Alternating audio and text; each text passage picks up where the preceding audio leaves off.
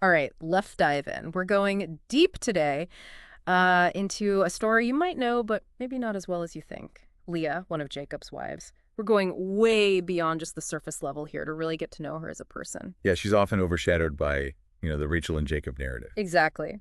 But her story, whoa, it is full of twists and turns, and we've got a lot to uncover.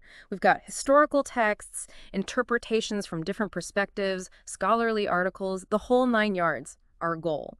To understand Leah, her choices, the pressures she faced, and really try to get a sense of her world. Buckle up, because it's a wild ride full of family drama, a really unexpected marriage, and a woman's incredible pursuit of love. And all of this is happening in, well, let's just say less than ideal circumstances. I mean, just to give you a taste, Leah actually ends up, get this, paying to spend a night with her own husband. Wow, that's a Yeah, I know, right? The level. whole other I mean, level. But to understand how we even get to that point, we need to start at the beginning with Leah and her sister Rachel. right, and their story kicks off with, well, frankly, a pretty elaborate deception. Their father, Laban, he tricks Jacob, his nephew, into marrying Leah. How? By disguising her on their wedding night. Whoa. This was a huge ED deal back then. Not just some personal betrayal. This had major implications. What kind of implications are we talking? Think about the importance of firstborn sons in those times. Mm. It wasn't just about, the family name. It was a inheritance, social standing. The whole system was built around who came first. Oh, wow. So tricking Jacob like that, it wasn't just about him. It was manipulating the future, big time. So Leah's thrust into this marriage with a man who's head over heels for her sister. What a way to start a relationship, right? And then to add fuel to the fire, Rachel ends up marrying Jacob too. Oh, no. It creates this constant rivalry. The tension must have been so thick you could cut it with a knife. Yeah, I can't even imagine. And it wasn't just the love triangle, right? Sources mention Leah having, like, weak or dull eyes. Yeah. Which makes me think about the intense pressure on women back then. Appearance was everything. It wasn't just beauty. It was like social currency. It determined your worth. And the texts, well, they imply Leah wasn't seen as desirable because of her eyes. Oh, wow. It adds this whole other layer to her story, feeling less than even before the marriage drama. That had to have impacted her, like, her self-esteem, right? Especially with the whole sister situation going on. Absolutely. And you see her constantly trying to gain Jacob's favor, almost like she's overcompensating for this perceived flaw. So she has all these sons, right? Is that part of it? Exactly. And it's not just about, wanting a big family back then. A woman's value was tied to her ability to have kids, especially sons. So it's like she's trying to earn his love by giving him heirs. In a way, yeah, fulfilling expectations, but also trying to secure her place, trying to prove her worth. It's kind of heartbreaking. And then there's the whole mandrake incident. Rachel actually barters with Leah for a night with Jacob. It's wild, right? It shows you how desperate she was to feel chosen, even just for one night. And remember, mandrakes weren't just random plants.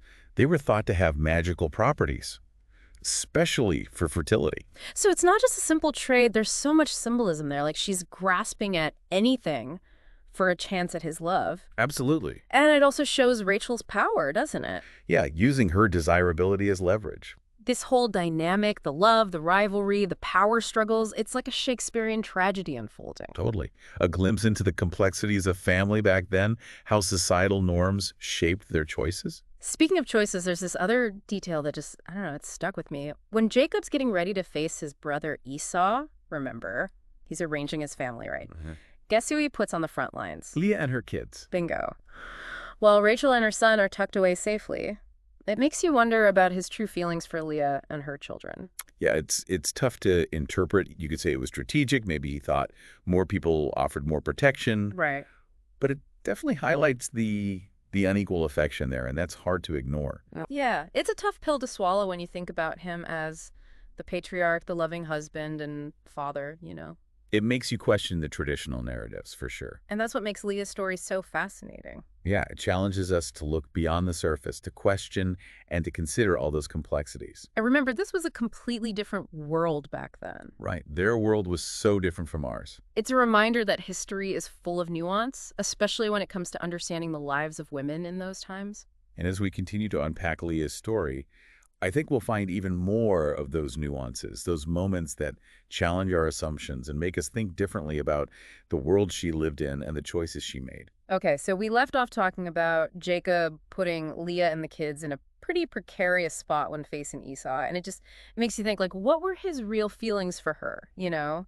After everything we've seen about how much she craved his affection. It complicates our understanding of their relationship, no doubt.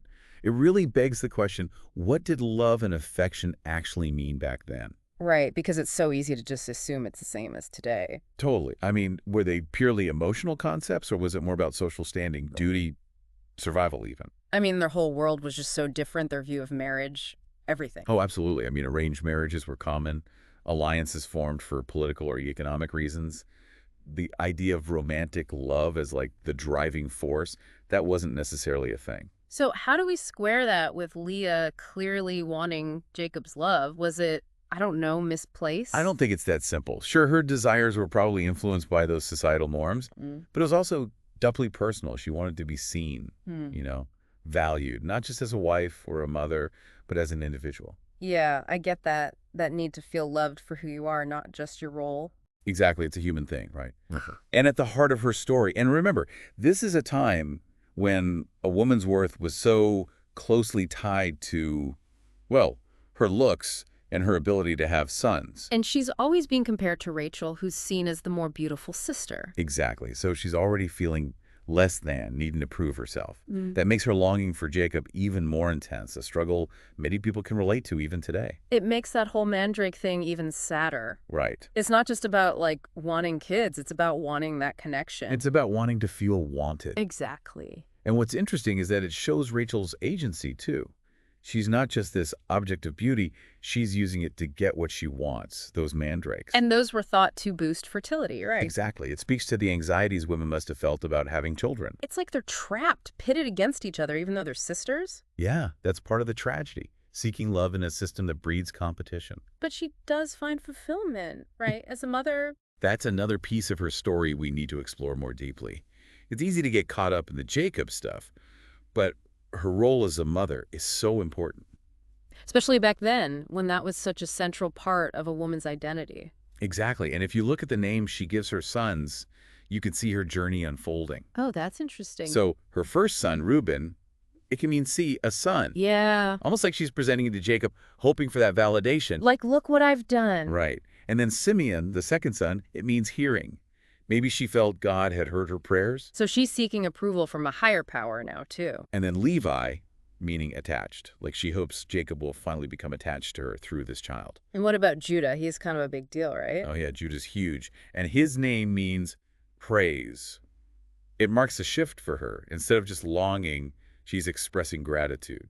So it's like she's finding fulfillment outside of Jacob, a different kind of purpose. I think so. It challenges us to see the complexities of her emotions.